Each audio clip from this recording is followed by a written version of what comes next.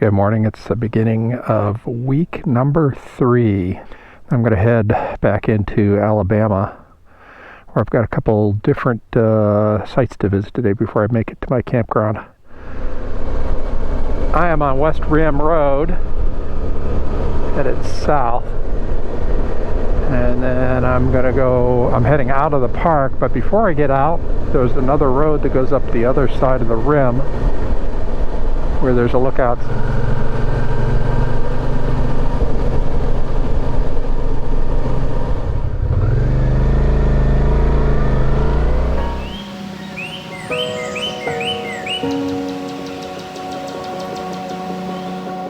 There's a creek or a river down at the bottom.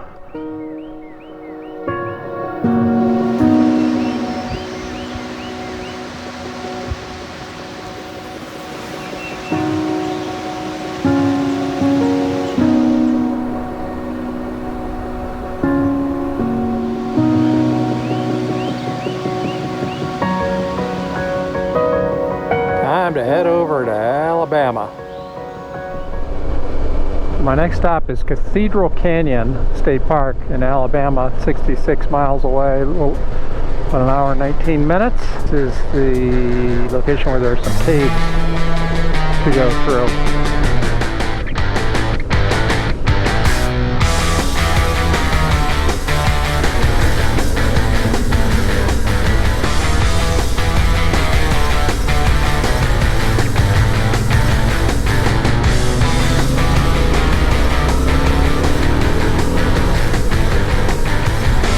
Another hairpin turn.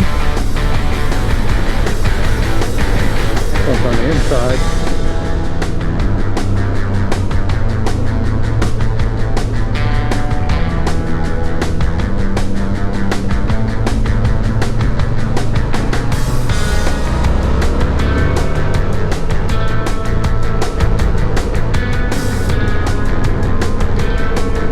Nice riding.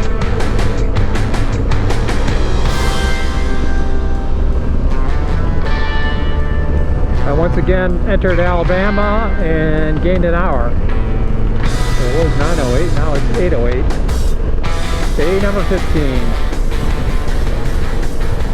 It was windy last night. I looked at my weather report at about 4 in the morning when the wind was just howling through the trees. It looks like it's blowing here on these signs on the left. But the weather report was saying like 5-mile-an-hour winds. Well, it's certainly more than 5 miles an hour, I know that.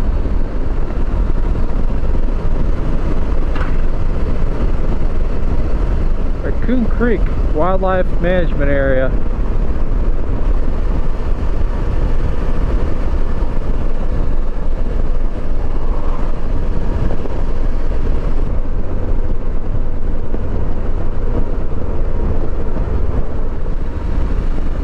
Starting to get rained on. It looks a little clearer ahead though, so hopefully it doesn't last long. Pretty area here in northern Alabama. That's the difference between driving in a car and riding in a motorcycle, is you feel like you're part of the landscape. Alright, just arrived in Huntsville, Alabama, where the Space Center is located. It is, what time is it? 10:20? NASA Visitor Center, Smithsonian affiliate. And how's that for a view coming into the museum? That's pretty cool. Got a Saturn rocket. Vertically oriented. Isn't that cool? This whole section deals with our love of space. G.I. Joe. I had a couple of G.I. Joes when I was a kid. That's cool. That's from Jules Verne. Mayor to the Moon, first edition, 1865.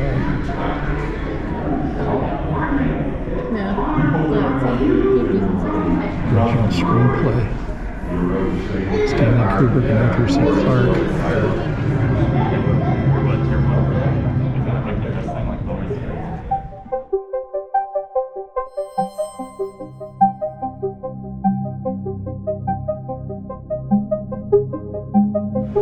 It's a modern spacesuit.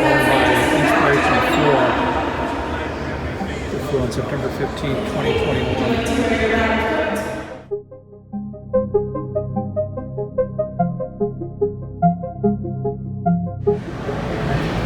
Neutral buoyancy training tank.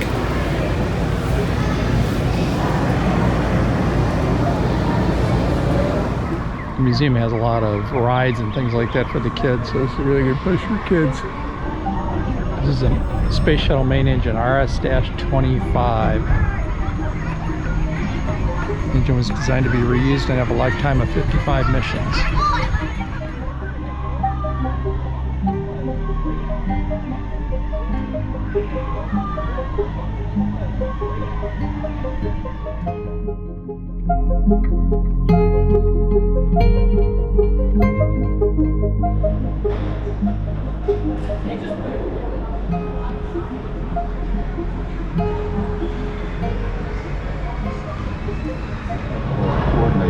This is material from Bronze desk to manage people, to manage large programs.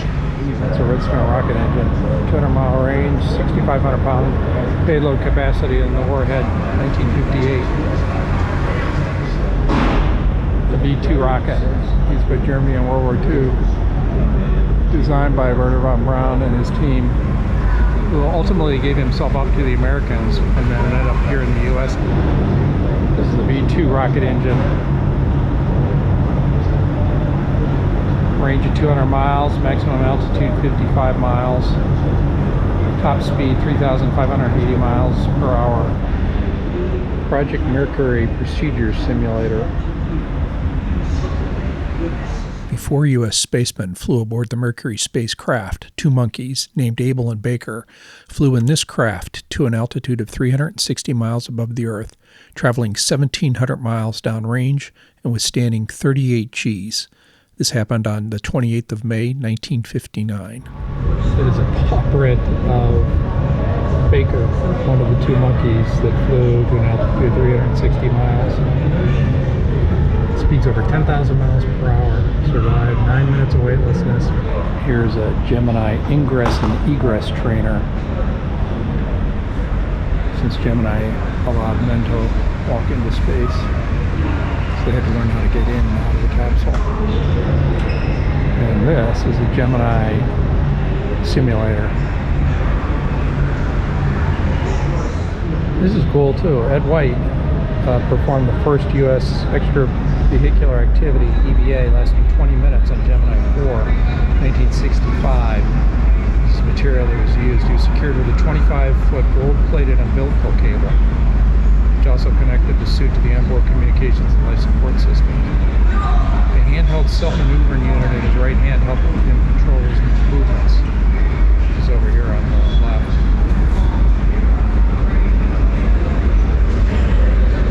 There's some real history for you. So the H-1 powered the Saturn 1 and the Saturn 1B. First stage contained 8 engines, which generated 1.5 million pounds of thrust. So to be able to get men to the moon, the H-1 was way too small, and they needed something bigger. They came up with the F-1. Look how much bigger the thrust cone is on this thing. 1.5 million pounds of thrust. First stage on the Saturn V used 5 of these engines. It's massive. So this is the J2, which was a hydrogen-fueled rocket engine, and the J2 powered Saturn V's second stage with 5 engines and third stage with 1. This is a gyroscope accelerometer used to control the Saturn rockets in flight. This ring, this large ring, it's called the instrument unit. I was not aware of this. It has all kinds of controls incorporated into the perimeter of the ring to control the Saturn rocket. So this shows how far things have come. The LVDC, the Launch Vehicle Digital Computer, could hold 4, 6, or 8 memory modules. 8 memory modules added up to 917,000 bits. Hello 1 was the one that was on the ground and burned, killing Gus Grissom, Ed White, and Roger Chafee. These are the backup training suits of the 3 men. At least 2 of them are buried at Arlington National Cemetery. This is a gantry swing arm. The men would walk through in order to get to the space capsule. It's a lunar lander in the back and a rover in the front. Apollos 15, 16, and 17 used the lunar rover vehicle. I didn't realize that they actually had to modify the engines on the Saturn rocket in order to be able to thrust this additional weight up into space.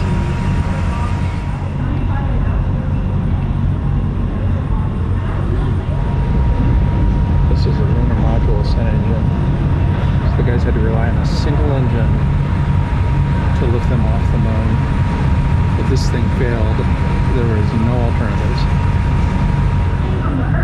This is interesting. The primary shock absorber strut is filled with a crushable aluminum honeycomb that allows the strut to act as a knee, absorbing the impact of the lunar module's landing. And this is the actual Apollo 16 command module. John Young, Ken Mattingly, and Charlie Duke. Left April 16, 1972, and returned safely to Earth 11 days later, including 208 pounds of moon rock. Very cool.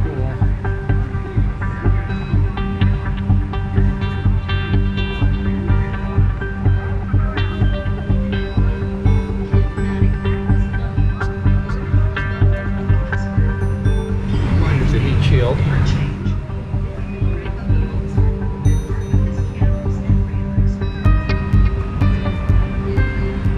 Pretty cool. They cast the Apollo 11 men's hands in order to build them the pressure gloves that they needed to wear. So Armstrong's hands are here on the left, Buzz Aldrin's is in the middle, and Michael Collins is on the right. Probably the biggest piece of moon rock I think I've ever seen. I've always seen the little pebble-sized ones. This thing weighs almost 16 ounces, 15.9 ounces. Here's the Apollo guidance computer. 72 kilobytes of ROM, 4 kilobytes of RAM, weighed 70 pounds, was developed jointly between MIT and Raytheon. Food that was brought with them: beef with vegetables, scrambled eggs, bacon bars, and a cherry drink. There's a med kit over here on the right. Some bathroom items here on the left. Here's another item I've never seen before. This is the Apollo docking system.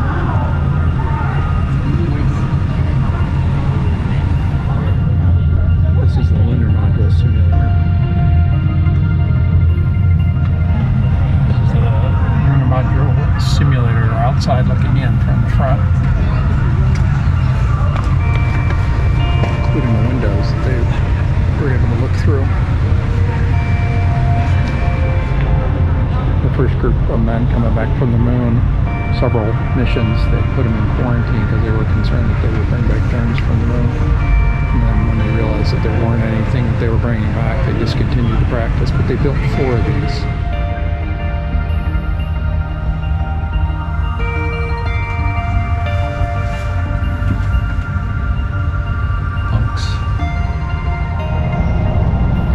That's it for the U.S. Space and Rocket Center. I am headed back to the cave. I've got a 2 o'clock appointment. It's almost 1, so I've got about a 35-minute ride. Should hopefully make it by 2. Okay, I'm almost back at Cathedral Caverns. It is 1:38. Got about 3 more miles to go. And the tour starts at 2, so timing is working out pretty well. So Cathedral Caverns State Park.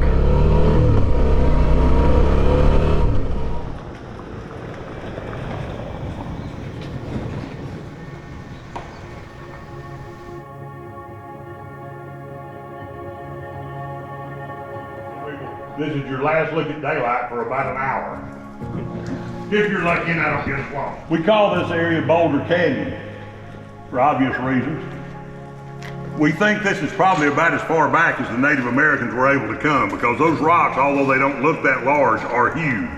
That rock right there is almost the size of a small school bus. Doesn't look like it from here.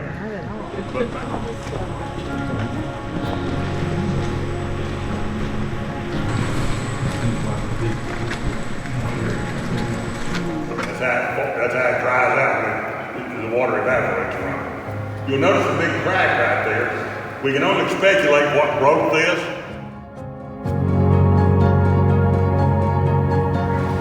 A cavern has different rooms that open up and get small, open up and get small. Look right over here, you can still see that pathway that I showed you a while ago.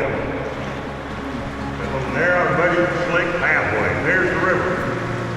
He built this wooden bridge that you see down here below me. Of course, it's got sand and silt built up on each side because the river still floods. But you see part of the old roadway right there. They tell me that Mr. Gurley'd have to get a running start off that hill, hit that bridge at about 30 miles an hour to get up this other side with all of his equipment. That's where new crystals are being formed. And that's why we say this cave is still very active and alive. And at one time, the river was flowing through this part of the cave, deposited those minerals there and rounded them off, so it kind of left it looking like a frozen waterfall. And in the spring of the year, there's more moisture in the cave, and that results in front of the light. Once again, we've got a large flowstone wall right here in front of us. A lot of kids say it looks like ice cream melting, maybe trees growing, maybe some more of those broccoli stems. But no cave is complete without our resident Indian. You may see his silhouette up there. Oh, I can see that, yeah. With his headset. As we go further, we're going to be passing real close to some of the formations. Again, I'm going to ask you not to touch them.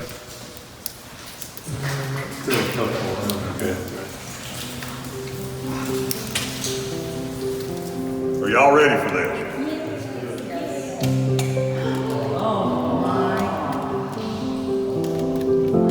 If a stalactite and a stalagmite grow together like those have, it becomes a column. She said, those look like pearly gates that you might see in heaven. And looking at all this beauty and everything, she told him, Jay, this is more beautiful than any picture of any cathedral I've seen anywhere in the world.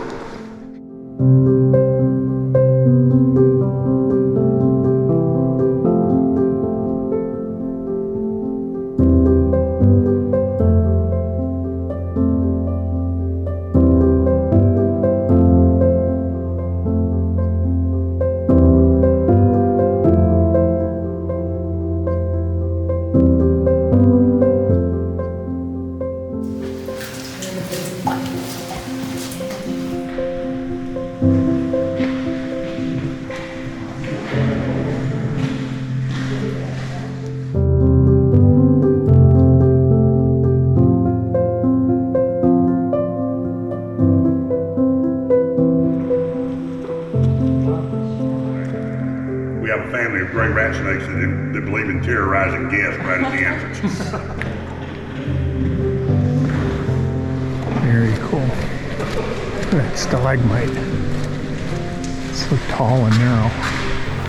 It's hard to see, but you can hear the waterfall behind the rock.